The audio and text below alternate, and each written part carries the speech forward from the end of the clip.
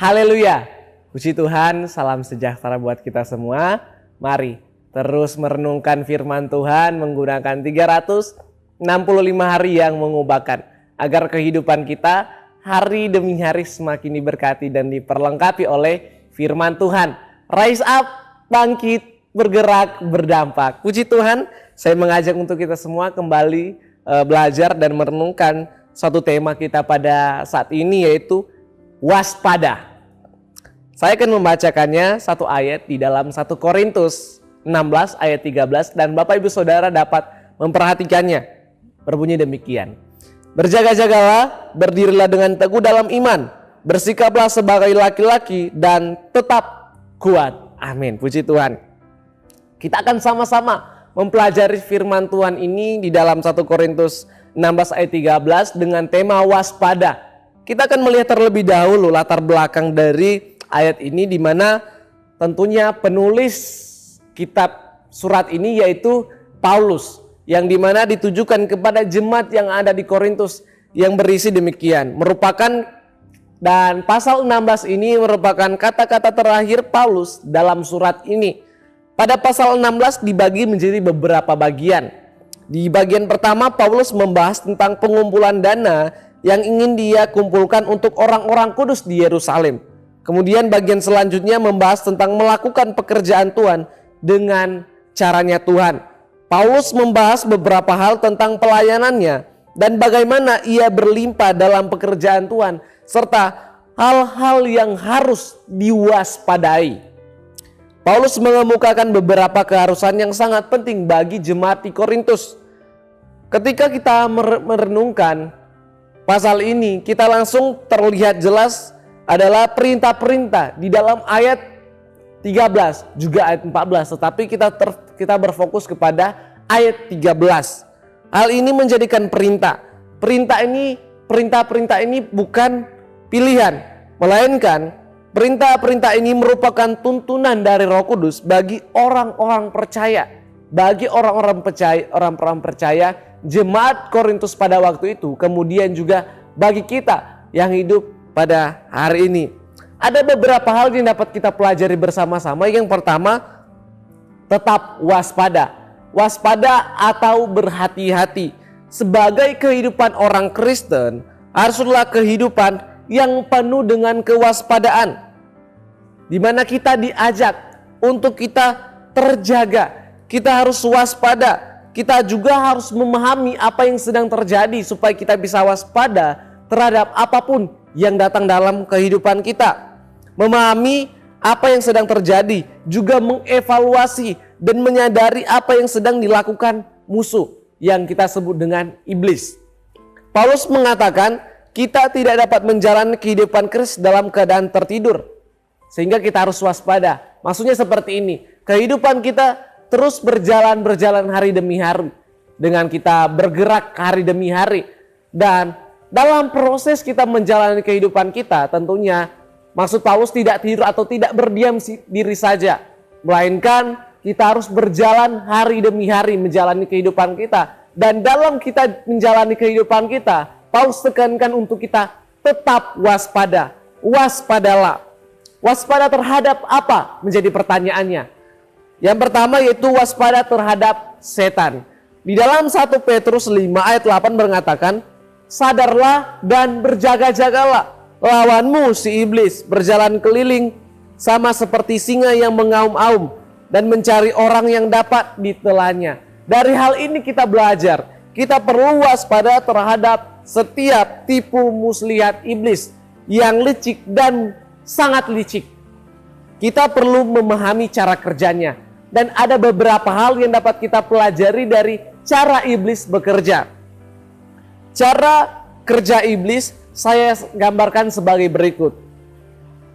Seperti seorang pelatih sepak bola yang hanya memiliki 3 strategi, dan itu seharusnya mudah dipertahankan. Begitu juga dengan iblis, mempunyai 3 strategi yang menjatuhkan kita sebagai orang-orang yang beriman kepada Tuhan, yaitu nafsu daging, keinginan mata, dan keangkuhan hidup. Ia datang dalam 3 strategi ini yang sama setiap saat dalam kehidupan kita. Jadi ketika kita tahu nafsu daging, keinginan mata, dan keangkuhan hidup itu adalah strategi dari iblis, itulah yang harus kita waspada dalam kehidupan kita. Apabila kita mempunyai nafsu daging, keinginan mata, keangkuhan hidup, kita perlu waspada. Ini adalah godaan iblis untuk menjatuhkan kita, sehingga kita bisa tertuju kepada Tuhan kemudian kalau kita telah menyadari hal tersebut. Jadi waspadalah terhadap iblis. Kemudian juga kita waspada terhadap setiap godaan-godaan yang datang dalam kehidupan kita. Seperti yang dikatakan Paulus tadi, bahwa kehidupan orang Kristen terus berjalan, tidak tertidur atau tidak ngestak, tidak terdiam. Dan ketika kita berjalan hari demi hari, tentunya ada setiap godaan yang datang. Kita juga harus waspada setiap godaan-godaan itu. Apabila godaan-godaan itu datang kepada kita, kita juga harus menengkingnya di dalam nama Yesus, supaya kita tidak terhanyut, terikuti atas godaan-godaan yang datang tersebut. Juga waspada terhadap sikap ketidakpedulian. Kita tidak peduli lagi dengan gereja kita, tidak peduli lagi dengan orang lain, tidak peduli lagi dengan keluarga kita. Juga apabila kita tidak peduli lagi dengan diri kita sendiri. Hati-hatilah, waspadalah. Jangan sampai sikap ketidakpedulian itu terjadi dalam kehidupan kita. Sehingga yang dapat kita pelajari, kita harus mempedulikan yang ada di sekitar kita. Lalu kemudian waspada terhadap guru-guru palsu. Orang-orang yang mengajarkan apa yang tidak benar, apa yang sepertinya itu benar, tetapi itu hanya bungkusan saja, tetapi dalamnya itu adalah suatu hal yang salah. Itulah yang harus kita perhatikan. Jangan kita terhasut atau terikut dengan orang-orang yang mengajarkan hal-hal yang tidak sesuai dengan ajaran kita sebelumnya. Kita juga harus perhatikan. Lalu kemudian yang kedua yang dapat kita pelajari yaitu bersikap tegas. Jemaat Korintus ternyata mereka terbawa dengan angin sepoi-sepoi. Sepertinya mengenakan, sepertinya menyenangkan untuk diikuti. Ternyata itu adalah suatu hal yang menjatuhkan iman mereka. Terbawa dengan hikmat duniawi. Sehingga Paulus berkata, bersikaplah teguh. Mereka ternyata tidak memiliki pendirian. Sehingga Paulus harus mengatakan, bersikaplah teguh. Orang-orang yang memiliki pendirian yang teguh adalah mereka yang benar-benar meyakini apa yang mereka yakini dan berpegang teguh pada keyakinan itu. Dari hal ini kita pelajari bersama-sama Bapak Ibu Saudara, bahwa kita harus berdiri teguh dalam iman percaya kita kepada Yesus.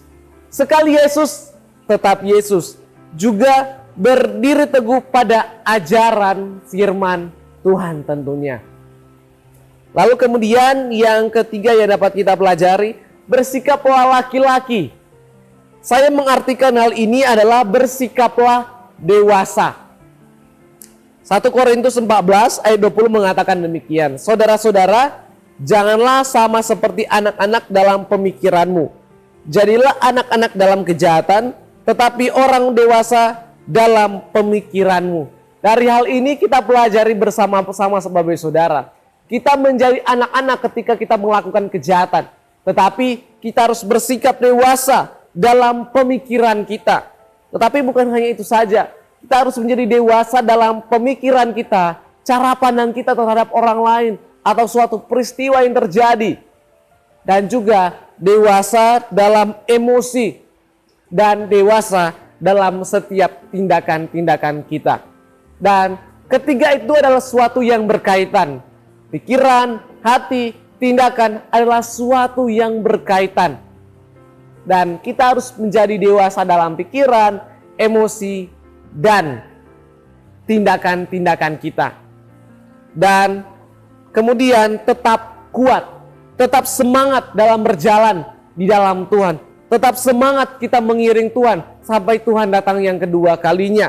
Efesus 6 ayat 10 mengatakan, akhirnya hendaklah kamu kuat di dalam Tuhan, di dalam kekuatan kuasanya. Untuk tetap kuat, untuk tetap semangat mengiring Tuhan, tentunya harus mengenakan perlengkapan senjata Allah. Karena di dalam Efesus 6 ayat 10 sampai 20 itu menjelaskan dan memberikan kita arahan untuk kita menggunakan perlengkapan senjata Allah. Untuk kita tetap kuat di dalam Tuhan. Semangat mengiring Yesus dalam kehidupan kita sehari-hari. Menjadi aplikasi.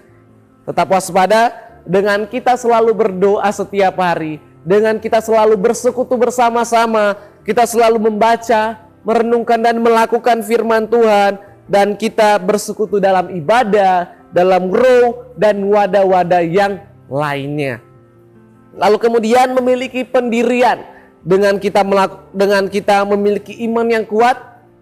Dengan kita mempunyai karakter yang bertumbuh, karakter yang dewasa, atau tujuan kita, misi kita yaitu karakter seperti Kristus. Dan bersikap dewasa dalam pikiran, emosi, dan tindakan kita. Supaya kita memiliki pendirian yang teguh di dalam mengiring akan Tuhan. Sehingga ketika ada godaan yang datang, kita tetap teguh dalam pendirian kita. Amin. Lalu kemudian yang terakhir, tentunya dengan kekuatan kita sendiri kita tidak mampu. Melainkan kita harus mengandalkan kekuatan Roh Kudus. Kekuatan Roh Kudus lah yang akan menuntun kita setiap waktu. Oleh sebab itu, di tiap pagi hari, sebelum memulai hari, kita minta pimpinan dari Roh Kudus tentunya untuk memimpin kehidupan kita supaya tetap waspada, memiliki pendirian yang teguh dan tetap kuat di dalam mengiring Tuhan. Amin. Puji nama Tuhan. Untuk firman Tuhan, Tuhan Yesus memberkati kita semua. Terima kasih telah mengikuti renungan 79 yang mengubahkan. Bapak Ibu Saudara yang ingin didoakan untuk pokok-pokok doa tertentu atau ingin menceritakan kesaksian mujizat kesembuhan, pemulihan masalah keluarga dan lain-lain dapat disalurkan melalui chat WhatsApp di nomor 0813 2742 0088. Tuhan Yesus memberkati kita satu dalam doa, kita berdoa. Bapak yang baik, kami mengucap syukur atas firman Tuhan yang boleh kami dengar dan pelajari bersama-sama, yang mengajarkan kami Tuhan dalam kami mengiring Tuhan. Setiap hari kami tentunya harus waspada. Tuhan tolong kami, kuatkan kami untuk kami memiliki pendirian yang teguh di dalam iman percaya kami kepada Yesus. Dan tolonglah kami Tuhan, kuatkan kami dengan kekuatan Roh Kudus-Mu. Tolong kami Tuhan, untuk kami terus waspada dan mengiring Tuhan setiap saat dalam kehidupan kami. Terima kasih Tuhan, sebab Engkaulah harapan keluarga GPD El Shaddai Magelang ya Tuhan, kepercayaan kami sejak masa muda ya Allah. Terima kasih Bapak, Engkau memberkati keluarga GPD El Shaddai Magelang dimanapun mereka pergi dan berada. Berkat kesehatan, berkat kekuatan menjadi bagian dalam kehidupan mereka. Di dalam nama Tuhan Yesus Kristus kami berdoa dan mengucap syukur, haleluya, amin.